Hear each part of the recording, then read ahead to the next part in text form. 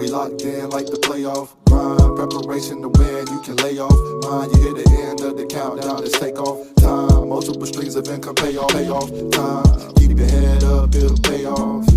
Load the bread up, it'll pay off. The gap would only widen with the days off. The hate is only dividing, shake the weight off.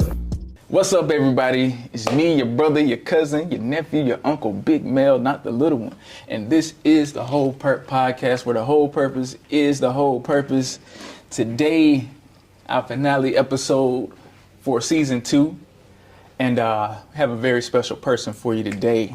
This guy here, second fastest person in the world to me. This guy, he's better known for what he does now, his craft behind the camera, but he's also known as being one of the best artists in North Carolina. He gave us the classic album 7 some years ago, part of the dynamic duo Vibe Quest. This man has done some crazy top-notch music videos for some of the greatest artists around as well. I would start naming, but we would probably miss some. But ladies and gentlemen, I want y'all to give it up for my man, right-hand man, the man that gets it done behind the cameras for the Whole Purp podcast, the one and only Def Nollywood. Hey, what's up, man? Yeah. How you living? How you feeling, man? You know the people was waiting on this one, so. Man. You see, I ain't got no cue cards, no nothing. We rolling. That's how we doing it. Yeah, man. You know, because what better way to do this than keep it, pardon my French, keeping it raw. Oh, okay. That's what's up. The one and only Def Nollywood. Shout outs to you, brother. I appreciate the introduction, Yeah, for sure. I feel special out here. Hey, man. Look, you already know how we start off, so we're going to start off as usual, giving a toast, a fellowship. I want to toast to everybody that's tuning in today. Give a toast to the crew, you guys. And I also want to give a toast to you specifically today. Giving you your flowers for being the man behind the work today and for all the things you do for the, for the culture. What you want to toast to today? I would toast to the Whole Purp podcast and Mel. And friends and family, love, and prosperity. Nice. I love that. This episode of the Whole Purp podcast is brought to you in part by Ill and Comfortable Incorporated. We're all ill in our own righteous way. Visit our store where you can find the Whole Purp merchandise. You have anything from dad hats, beanies, tumblers, glasses, t-shirts, and even more. And don't forget to check out our season 2 merchandise with our Trust God edition. You can get notebooks, beanies, shorts, hoodies, and a lot more things to come. So go ahead and support and get perped up. Now back to the show. Oh yeah, we on the other side of the day, y'all. This nice little sweet taste. Tasty, Yes, sir. Let's go ahead and break the ice for everybody. You know how we do. We blasting the past. A lot of people that know me know you. So it's kind of just a refresher for some people. But tell us, who is Def Nollywood? Tell us about how you came up. Okay, so Def Nollywood. I was born Handy Dolls. People call me H Dolls, no flaws. I've known as High Def, so many different aliases. I was born in, Rocky Mount, grew up in Nashville, 252, for the people that's listening in. Really, chill childhood, 2-parent household, my mom, my dad, 1 sibling. I would say that as a kid, was active, but always shy. Like I've always been real timid. So, going into public places, like seeing people always made me anxious and nervous. Where we come from in the South, it's all about when you enter rooms speaking, where it's you gotta say hello to this person or say hello to that person. But as a kid, that was terrifying. I was just and I would cover my face when I would see people. So just always been shy as a kid? We both kind of came up kind of the same way, you know, that same Southern hospitality, you know, thing. So that was a big thing in my house too. Like, you don't walk in nobody's house or in no room without speaking, you know. So I get all of that, man. And, you know, coming up, you know, in our area, you know, we know people that are like, they're people of the hour. Like when they come in, they don't know what it is. Yeah. You know, me and you. That's why I think a lot of people when they saw us like working together, which we'll get more in detail, like with music and all this stuff, they was like, wow, like this tandem pretty good. We never saw it coming. Yeah. Because we were always two like more lower registered people. Like we kept it cool and calm. Yeah, that's the I would say what shocks people about me musically, because like I come off, you know, as I am, really shy, reserved. So when they hear I do music, like it's like, you? Or like, you know, they actually listen to the music and they like, I really couldn't, you know, see you being this same person that like writes, rap, record, or performance, you know, because it seems like when we perform, we turn into a different like person, like in our inner selves. So like, you know, people who know me from music, they may not think of me as being a shy, like timid person. They may be like, yeah, you know, it's no way. You're like, you gotta be like an extrovert or something like that. Because there's so much energy in your style. So, you know, it's just personalities and characteristics that makes us who we are, but we tap into, you know, things outside our comfort zone to display our creative like endeavors and stuff. Yeah. I remember like when we first like started hitting off with the music and stuff and you came on, this was right after H-Dolls, No Flaws. Oh yeah. High definition. Oh yeah, that high def stage, man. But a lot of stuff I hear is like we had a good contrast. Like for me, it was more the melodic, smooth sounds, and it's like you come in with the fire, you chopping it up, you got the fast flow. At that time, you was known for the speed rap. Yeah, that was like one of my favorite things. Like my inspirations like early on was like Bone Thugs and Harmony and like those like people who could kind of go with the fast cadences. Even like Jay-Z in his earlier work, like he was one to go with that like fast flow. I always thought it was cool.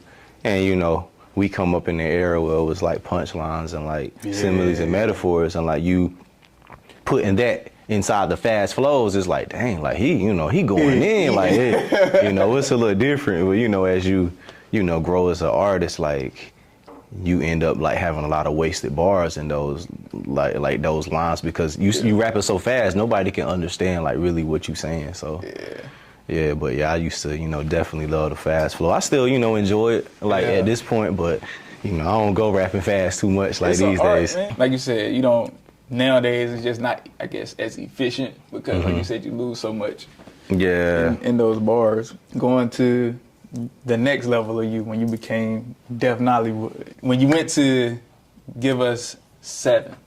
Yeah. I think it was a moment where you kind of graduated on your like your style, like you kind of you went from that. I think you changed with your name. You went from that high definition, like speedy flow and all that to like, I'm still gonna give you guys the substance, but I'm gonna break it down for you. I'm gonna give you some melody. You know, I'm gonna sing a little bit. Yeah. So tell us about like your whole process with putting 7 together. Okay, so the crazy thing about like music, like for me, I would draw inspiration in like random places. So like the idea for 7 like came while I was like in, you know, church. You know, probably should have been, you know, paying attention to the preacher or like, you know, or like in tune with the worship. But I guess maybe it's like the atmosphere can like draw like creative like inspiration. So like I was like, you know, like what if I did a project with like dedicated to like, you know, 7 days of the week, right? If I wrote it and recorded it in 7 days, like that would be crazy, right? Like it would be different. Yeah. I mean, I didn't accomplish that goal as far as like the writing, recording in 7 days. I probably recorded 5 of the songs. I didn't have all the beats in mind yet, so like I knew Like I was gonna go Money Making Monday. I knew I was gonna go $2 Tuesday or like Turn Up Tuesday, something like that. I knew I was gonna do Woman Crush Wednesday, Throwback Thursday. Friday I didn't have an idea for. Saturday I didn't either. And like Saturday. yeah, so Friday, Saturday, Sunday I didn't have ideas for like at the jump, but you know I started getting into a certain bag. Like the first song that I recorded was Money Making Monday, and I just had a beat, and like what I do is kind of go through the beats, and I do freestyles to find cadences or bars that I might use for the songs. Yeah. And it was like money making money, man. It's time to get the dough. Money making money. You know what? I be forgetting that I actually made that. Yeah, it's a Yike De Niro beat, like so. That was the first one, and then after that was the Two Turned Up, and like shout out to D Lacy. Yeah, and fire. Then the second side of that is the $2 Tuesday. That was KG on it? Yeah, that's KG. Shout out KG Tunes, that's that's the brother, So it kind of just went like that. I think the last song that was recorded was Freaky Friday. Woman Crush Wednesday, I wrote it with the intentions that you would sing it. Yeah. So like that's how that came about. It was like, oh shoot, I actually mixed that one. Yeah, you ended up mixing it. So it was like, man, like that was one of my favorite ones. Yeah, I was like, Yike can sing this. If he got on the track, like I feel like it would be hard, but I ended up, being the person, singing the melodies and the verse and stuff on it. So it came out good though, The intention behind the 7, like I said, was an anthem for each day of the week. And then I wanted to do videos for each song, but that didn't come into reality. I did 3, which, I feel like that's a successful rate of promotion. I did Money Making Monday, 2 Turned Up, and Woman Crush Wednesday. Yeah, so you got the Wednesday, huh? Yeah, so, yeah. So, yeah. We got some history with videos, man. Yeah. We got some trauma stories. Yeah, for sure. Oh, and another thing about 7, like, initially, like, I didn't have, like, thoughts of features, like I remember, like, playing them for you. Like, what I had in mind, like, I think I played you the Money Making Monday. I played you 2 Turned Up and $2 Tuesday, but they were separate songs at first. I didn't really know what I was going to do, and I was like, yeah, I really like them, but I can't have, like, 2 separate Tuesday songs, like, on 7. Like, they got to combine in some way. And then we started listening to beats. And we came across one of Lacy beats, and that's, when we end up coming with the Anyway Saturday, because we was freestyling. One of us recorded, like, audio on the phone, and then we, like, grabbed stuff from that, and that's how that came about. I remember that joint. It was like we was at my mom's spot. Yeah. At that, the house you had in the cut. The little speakers. Yeah. And then I remember that joint came on, and I just started like freestyling the hook. Yeah, and most you came in for it. We was like going back and forth with it. Like, yeah, that was good times for sure, man. So like that one, it's one of the ones for me. Yeah, man. Before we go on to move it to the next segment, man. Like we got a lot of history, bro. So that's why I'm tapping into everything. As I mentioned, you was like the second fastest person in the world, like behind me. Yeah. Like, Nah, this guy, man, he is legend in Nash County, you know what I'm saying, especially at Nash Central High School, a state champ, a national, competitor, I should say. Oh, yeah. When it came to track and field, man, just like, I don't want you to brag and boast if you don't want to, but like, just let the people know like your accomplishments back in like, with track and field and. And like, it's so long ago, it's like, it's going on 20, my yeah, it's a long time, man. Like track and field, was definitely like one of the, first loves as far as activities go.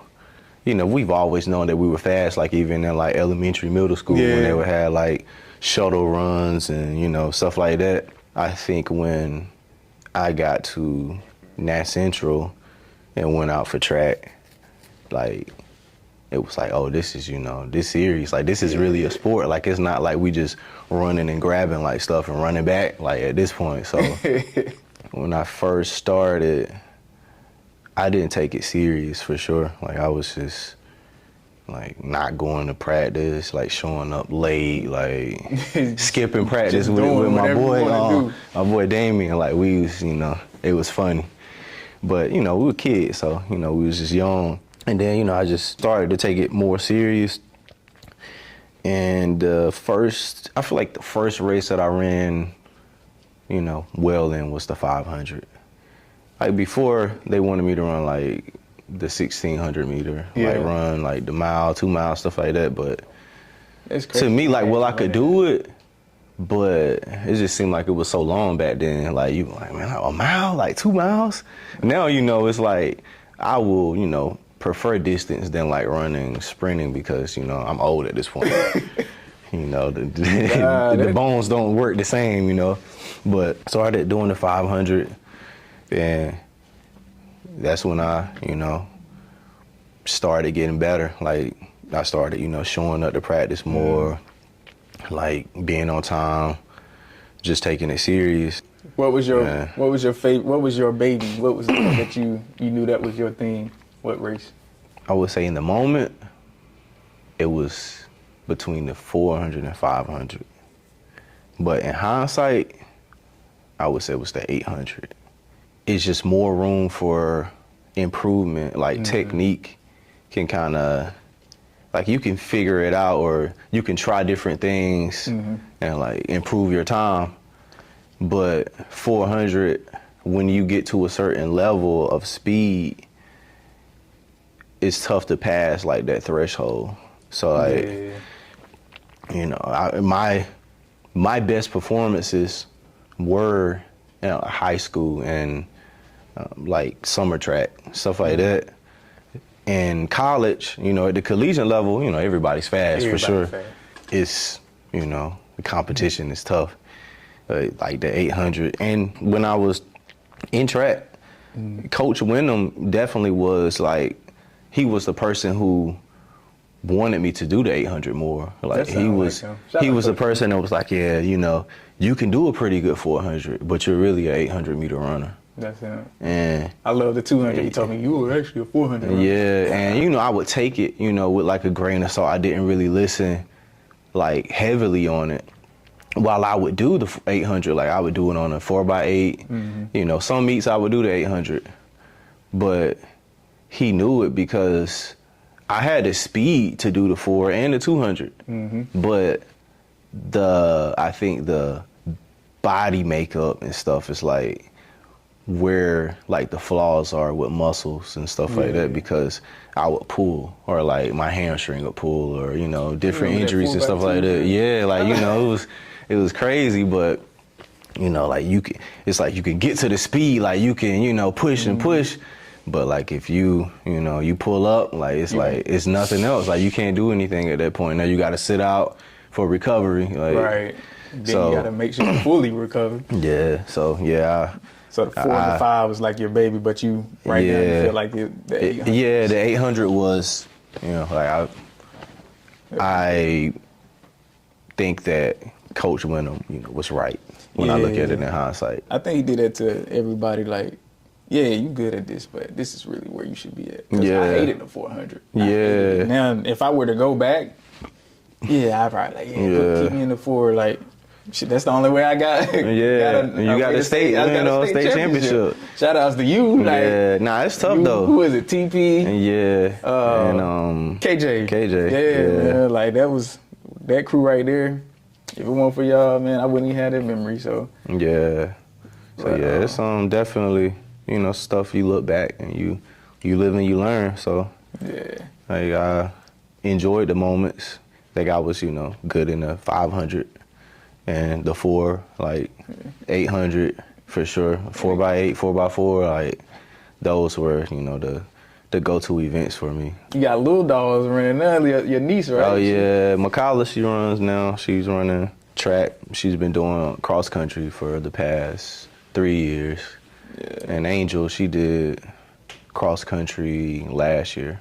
That's what's And she did pretty good. You know, we did a 5K together last year. It was interesting. Oh, yeah. Yeah. Yeah, it was Atlanta HBCU 5K. Yeah, it was fun. You know, I was like, man, I don't want to get beat too bad by my nieces out here. Like, but yeah. Had to show up a little bit. Yeah, you know, like I was like, yeah, just as long as they don't pass me, I'm good. Like, but That's yeah, what's up, but it was good vibes, you know. When I was getting recruited in track, like there were like schools who were looking at me for the 4, and there were schools that was looking at me for the 8. But like it's split at the collegiate level. Like you can't do both at most colleges. So like, you know, when they would talk about the 800, that comes with running cross country. You like, nah. And like, I was like, yeah, nah, no thanks. Like cross country, like, oh my God, like, yeah, just let me get the 4, please, thank you. I know that whole journey was nice out there in UNC Charlotte. Man. Yeah. I saw you post a few times out there, like what you were doing, man. Like, man, I wish I kept running. Yeah. I was gonna try to walk on and all that. And I was like, nah. That's when I went behind the music. I was with the music and stuff. Nah, that's tough, man. But yeah, man. CTS out here, man. Yo, CTS? shout out CTS. Hey, y'all had a whole song. Oh yeah. When we did the Survival of the Illest joint, like it was crazy. Oh man, we got to show that picture. I still got that picture of us from Survival of the Illest, yeah, bro. man. Oh yeah, we had the mic swap. The infamous mic swap, bro. Yeah, that's crazy though. Like when you think about like all the different things that would happen, like when we would do music or perform and stuff, it was. We had so much adversity, bro. Like I ain't gonna put Bud out there because you know he was dope. Like he's still dope. Like, but you know the videographer we had when we shot the video. Yeah. We shot a whole video, man. Everybody showed up, and bro lost the files. That was the best video shoot we had for like ever. Yeah. But I think that crushed Bob Quest. Nah, Bob Quest ain't recovered after that. Like, you know, Illy Rock. I ain't gonna say no names. you know, but shout out to Illy, man. Yeah, he's still my boy. I still, did work with him after that. You know, he did the Money Making Monday. He did 2 Turned Up. He did Woman Crush Wednesday. Yeah. So, he's still one of the GOATs. Yeah, solid work, man. It's just, sometimes those type of things happen. And, I realized that entering into like the videography, photography world. Let's talk on that. That's what I was trying to get to. Oh, word. Now Def Nollywood is running Real HD Films. And, currently, an executive producer of the Whole Purp podcast. Oh, yeah, we got it right there. Yeah, nice, let's talk about the journey into the videography, man. Like you've taken over like for a lot of this area when it comes to shoots. My first video, the first video that I edited was the 18 Till Infinity, right? So it was a situation where I was experimenting with videography. Where I was like, I wonder if I could do this, like you kind of, you see those things, you see people do it, and, we would come up with like ideas and stuff for visuals, and we would have the videographer bring it to life, and I always wonder like, I feel like it's cool, to do videography. Like I wonder, could I do it? So I did that to experiment with the editing side of it, and it came out straight. People, gave good feedback. The first official video that I shot and edited was, Yike Dinero, the return. It was the RIP. The RIP joint. The concept of that was, he was like coming out of retirement, but it's like that battle with himself. So he has, this part of him that's like, I'm done with this, a part of him, wants to keep on and, surviving and stuff, but another part of him is trying to kill his dreams at the same time. So in the video, it has him lying on the ground. He's, bloody. Yeah, like, it was controversial to my family too. Like, my family didn't like this. Oh yeah, it's tough, man. But yeah, like from a creative aspect, like I thought it was cool, but I can see how somebody, they see you like going through it. Yeah, it's like kind of like you like, acting, right? Like, yeah. you know, you gotta look at it like that as an art form. It's like you're playing a role, Yeah. but you know, the people closest to you probably had trouble with like really visualizing you in that role. So I'm sure actors and actresses may have that problem, like when they take on certain roles. Yeah. Like right now, I'm thinking about Snowfall. Like if you've seen what's his name, Carvel. Like it's like the first season, like episode 3, I think. And like Franklin, he gets jacked for his money, and he trying to get his money back. And the dude Carvel, like, you know, he goes in there and like, you know, he beating dude up, and he take him to the back room and jump. And like, you know, I would be like, dang, like I wonder how his family feel about watching this. Like, you know, it's kind of wild. Like it's kind of dark to get to that space. So I think that, you know, with like creative endeavors and art forms, it's definitely important to be able to like separate, like, oh, this is, you know, male, and this is Yike De Niro, the artist.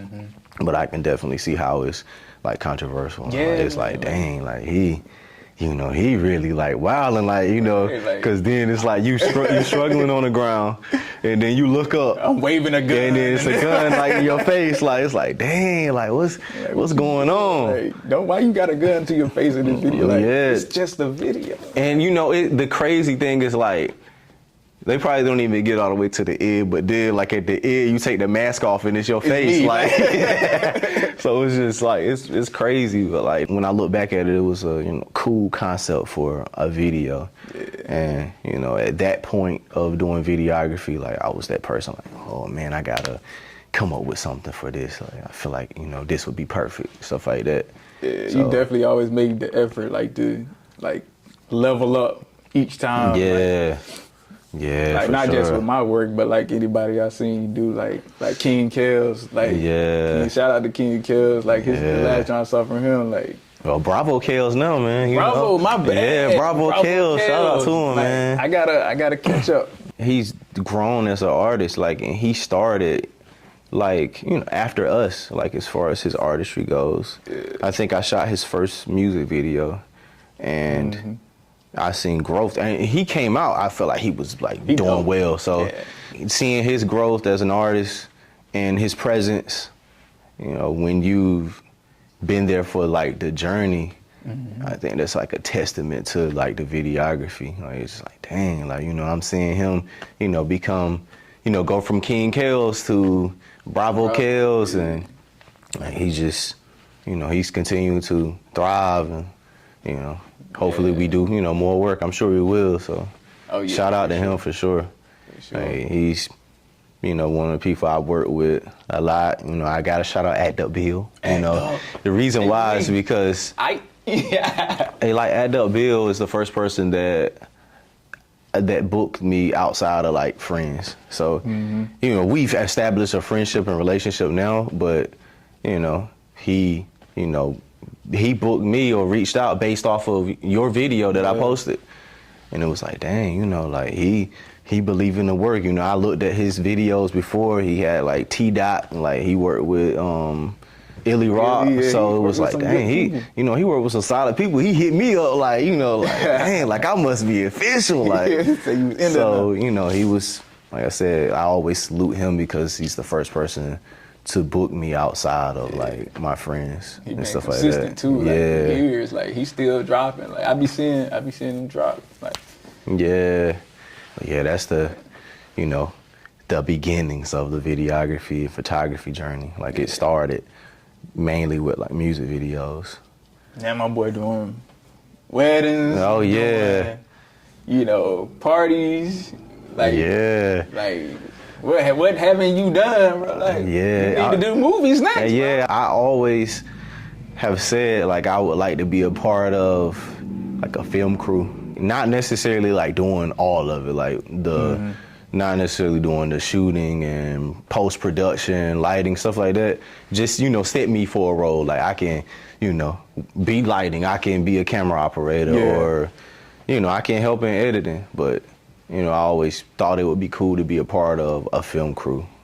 So that's dope. Gotta put that on the list of things. Yeah, you know, that's something that I have yet to do, and my own like visual project, like a mini trailer or something like that. Like, that's like interesting. Even trailers for like other people. Like, I think that's like a art form. That's an art form that I really appreciate. Like, I always appreciated watching different trailers and stuff. Before we move on to the next segment, I do want to reach out to the audience, and I need you guys to do me a favor. Take a moment, hit like on this video. Do that. Comment under this video. Talk to Def Nollywood, please. Oh yeah. So he doesn't feel lonely. Not too much. Not too much, because he don't like to talk that much. Yeah. Share it with your friends, your family. Let them know what the Whole Purp got going on. Last but not least, please, please, please, please subscribe. Get your friends to subscribe. Create another email. Subscribe again. Just keep subscribing so you can help this community grow, so we can continue to give you guys what we have here at the Whole Purp podcast. So, moving on. After you guys do that, I give you 2 seconds. All right, so moving on to what we call the views segment. Like I said, we don't have any cue cards. Dang, so you just straight off the top. You're doing a great job, man. Give it up for Yike De Niro. You know, great job. Who's Yike De Niro, bro? I mean, Big Mill, not a little one. My bad. You know, Big Mill, not a little one. Nah, I appreciate that, man. So yeah, man. Boom, you know, we Lowry. talked about Boom Lowry is crazy. So we talked about music. We talked about, you know, the videography. We talked about track and field, man. So all of that to me is all a part of like the culture, like especially for us. It's like this is what cultivated us into who we are today. Sports, music, art, all of that. For the people that are watching and they're like, why you looking at me? Nah, go ahead. I'll just play. Yeah, like I'm about to ask you something crazy. Like I'm just building it up. Oh man, the sweat just pouring right now. We starting off easy, man. Yeah. I just want to get your view on the importance of art right now, this day and age in the world, and like how you feel that technology is affecting it, specifically AI, when it comes to music and it comes to visual arts. Like, is this something that you feel, is it something personally that you are like, you're taking on to it, you're gravitating towards, or is it something that you feel like, I don't want no parts of that? Or what's your whole take on AI in the arts? That's a good question. With no cue cards. No cue cards. Shout out to you. So I would say that AI is a tool. I just would simply like describe it as that, and not the end all be all for creative things. I don't really like a full like AI like video or full AI music artist, like stuff like that. I think it's cool as a tool, like not necessarily like if you break it down to different aspects of creative stuff. So if you do photography, I could see someone using AI to fix blemishes or heal their subject's face or something. Or you may use AI to help with the background. You want to change the background or something like that, or just minor adjustments that could be tedious to you doing it on your own. Like maybe using AI to help with that, but not necessarily like using it for like the whole edit of your joint. Yeah. Or for instance, like videography, like I can see someone using AI for keyframing or masking out a background. Like you have a backdrop, you may use green screen or something like that, and keyframing can be, you know, really tedious when it comes to like blacking out a background or using tracking on a subject. So going frame by frame can be tedious, and software programs have realized this, so they implement or integrate certain AI features to help with that process. I can see people using AI for stuff like that, but you know, doing a whole like video, I think it takes, you know, some of the creativity out of it. Like, Yeah. also, I think I understand, from a person who consumes art or a person who creates art. Like, you may be a musician or something and you like, man, I don't feel like paying for a video, or like, you don't necessarily think about the details of shooting. Right. Like, where AI does it for you. Like, where it's like, you may have a video shoot and it shoots like other details and stuff like that you, as the artist with a videographer, you wouldn't think of, like, oh, I want a shot of this right here. I want a shot of this glass right here, But AI takes that part out of it. I can see how, people, I can see how people, would use it. But for me, I think it can be a solid tool, but I wouldn't say like using it, for the full Just creative process. I feel like it can be. It seems like cheating at a certain point. It does, man. And it's not perfect. So you can see the imperfections of it, like where it's like, dang, this person. See me with my arms. Yeah, like this. like I got 5 arms, like. Why my boy got 3 legs? My like eye down here. Yeah, like like I use it. It's getting better though. Yeah, I use it recently, because I was trying to figure out how pieces would work together of clothing, like where you like, yeah, I'm trying to think of, a fit to wear at some joint. Yeah. And you like, See, that's a good way to use it though. Yeah, I put the pieces in it, I had a picture of me.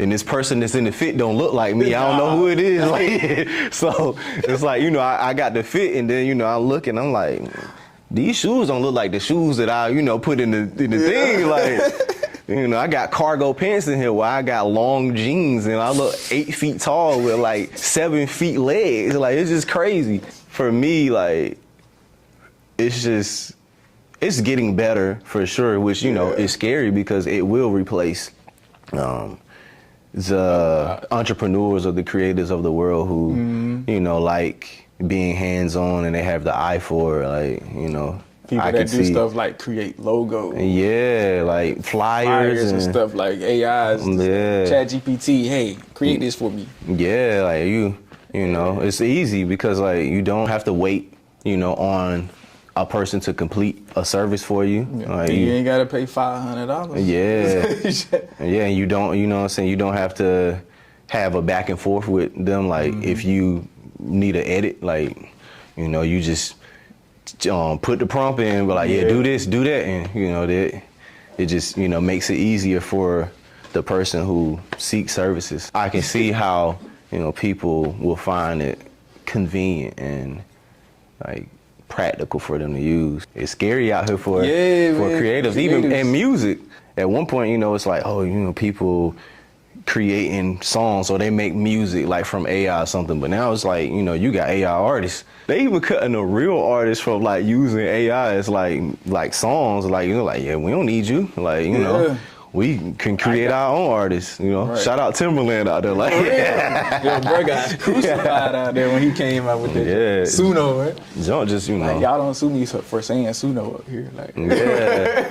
And now it's crazy though, like someone who has been like a pioneer of unique sound, and you see how he has like elevated through the years. His sound is just so distinct, and to see him like join it, it's like, dang, like, you're one of the unique like people in music.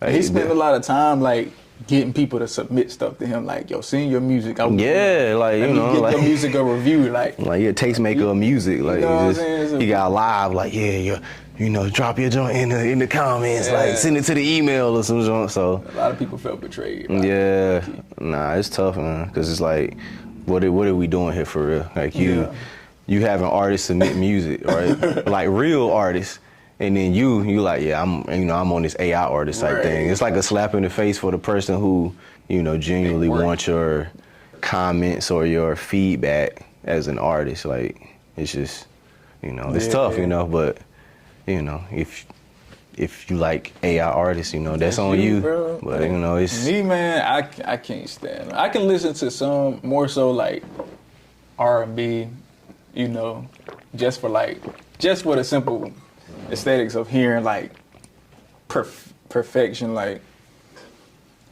just hearing like the perfection in the vocals and stuff. Sometimes it's a little entertaining. So you listen to AI artists? That's crazy. Like, so what about an AI podcast host? Listen to, oh, that's crazy. They coming for you next. Right? I kind of went on this little rabbit hole of like these Michael Jackson remakes of songs, and it was just kind of entertaining just to hear like how, you know, they can perfect like the sound of different, you know, different creations. But when I want to hear something that I really care about, like for instance, gospel music, like to hear like an artist and be like, oh man, this is pretty dope. But something sound a little weird about it, and you look it up and it's an AI artist, and then like not only that, but the lyrics, all they did was like read scripture. Oh yeah, like, yeah. How are you plagiarizing the Bible with AI? Nah, it's like, crazy. Like getting away with it. I can see people using like that as a tool for like compositions, you know, like as far as the writing and reference. Like reference and, you know, have someone really, you know, sing out stuff. Like you know, it would be annoying like when it was like a phase of social media where like you would see people remake songs, like old songs, and like trap it out or some genre. Like it was ridiculous at a certain point. But like when I, you know, think about AI as being a tool with music, it kind of makes me think about like, you know, people could use it like you say, like to perfect vocals or something. Or you listen, you're also an engineer too, you know, if you've been that, so you can definitely appreciate how crisp something sounds and stuff like that. And, you know, like that could also, for the people who sing like, or sang, like they can look at that as like, dang, like they, you know, cheating. But, you know, it's similar to like the phase of auto-tune or vocal boxes. So, you know, at a point in time, like that was frowned upon. You know, like T-Pain, like he you know, he has vocals, you know, too. But, you know, nobody really thought about that. Like when he first came out, everybody was just like, yeah, he on that auto-tune, which he perfected it. Like it sounded great. It was good. But it's still a tool. So even then, you know, that was a tool that people were like, I don't know, like he gotta have that auto tune. Like, it's a shame for T-Pain because he was really talented. He was crucified for that. Yeah, so he felt bad about it. Yeah, like that joint crazy. Then you know, Jay-Z dropped that Def auto tune, like you know, which you know, I mean, you know, I guess how you feel about it, how you feel, but I think it's just like. The only person that was affected by it was T-Pain, like, so it's just like the auto-tune lived. Yeezy started using it. It's just crazy. Everybody. But yeah, that was the tool that, you know, was frowned upon, just, you know, just like AI. Yeah. And, you know, I can also see how AI can be a tool with auto-tune or, what do you call it? It's like a vocal correction. Like it could be a tool with noise reduction or compression and equalization, like stuff like that. I can see how it can be used as that, and you know, I wouldn't necessarily feel like it was cheating. Maybe a sound engineer, audio engineer would be like, dang, like nah, like I, you know, want to see the waves. I want to see it touch this frequency. I want to see it do this. But you know, that's typically the same thing as now with these DAW units. Like these DAWs do everything that these actual built-in analog studios used to do. Like used to have $50,000 worth of technology in your room in order to make it sound. Yeah, now it'd be crazy. Yeah, exactly. Like you be thinking about the progression of just like the software in general. Like when you think back to when we were recording ourselves, noise reduction was like terrible. So we sit in there like going through each clip, like taking out like breaths and joint, like let me get here, let me take that out, let me take that out. It's like, it's so tedious. And you know me, you always talk about me, I breathe hard, like I'm like, and like I never even noticed it until I listened back. When I was recording myself, I'm like, dang, I be breathing like that on the track. Like how do I do that? Like, and I'm rapping like at the same time, like, you know, but I got to a point of appreciation with the breaths where I'm like, you know, keep them or keep some of it. Like you can turn it down, but I think it makes it sound like more authentic and real. Yeah. Like I know everybody isn't like that. I know I was mixing for someone before, and like they were like, take all my breaths out. And I'm like, dang, all of them? Like 3 minutes of breaths? Like I gotta take all that out. Like it was just, you know, like that's when I realized like engineer it's hard. wasn't for me. I was like, it it's used too to be hard. Yeah.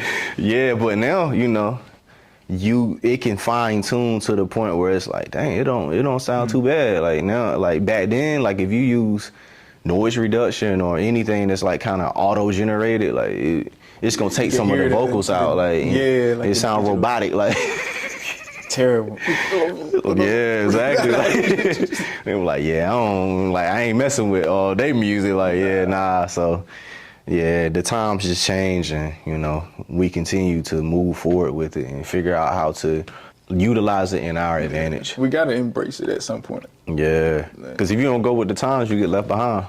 Okay, bars. Yeah. This guy. But yeah, man. So tell the people, you know, what you got going on, what you got coming next, because you know we missed out on a few things. If you tune in to my social media, you know, every now and then you might see a soul session.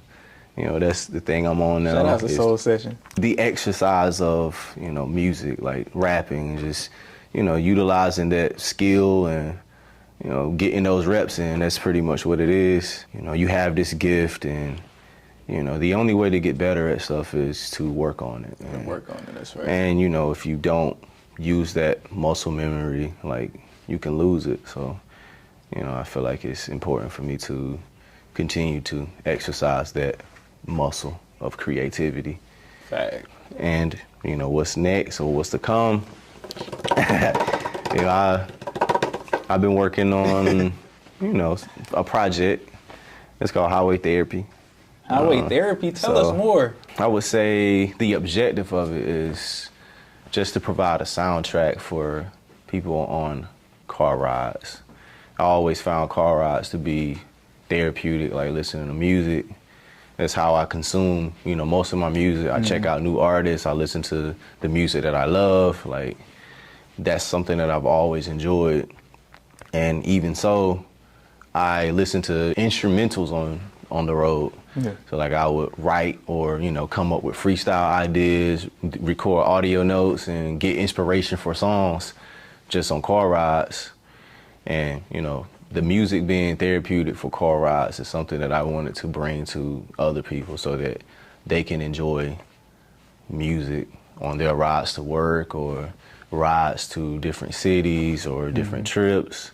You know, just something for the people to, you know, like relax and, you know, kind of zone out to. Yeah. And it's produced entirely by my boy D. Lacey. You know, we've known him for a long time. You know, he's done amazing work on this album. He's also stepped into the engineering side, so he mixed and mastered all the songs on the project. That's what's up, man. Like, y'all go ahead, y'all be looking out for him. Y'all follow my guy, you know, on social media. You know, you can tell them how to find you so they can catch those soul sessions. Never Been Hollywood. You know, it's all together.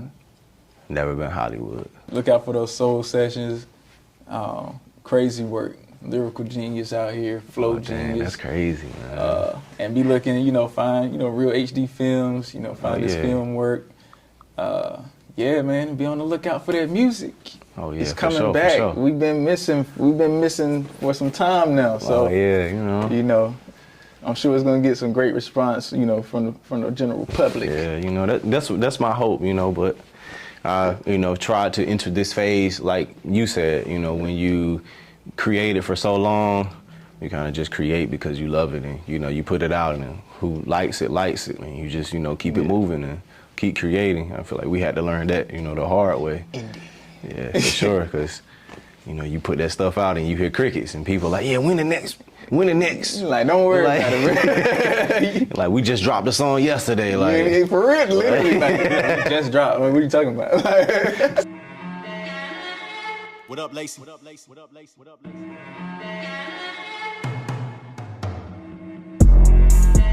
Yeah, coming down clean on the scene like what? Round town low key like what? And I got a man looking